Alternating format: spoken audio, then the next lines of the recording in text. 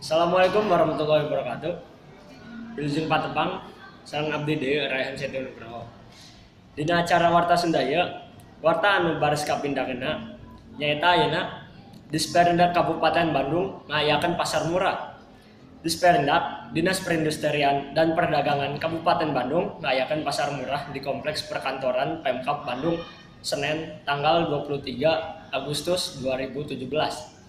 Dina eta pasar murah dijual saneskara produk UKM usaha kecil menengah.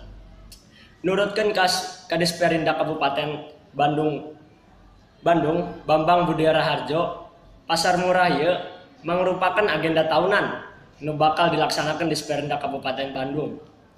Dina pasar murah ieu sakabeh produk anu dijual hargana leuwih murah dibandingkan pasar swalayan atau di mall-mallna.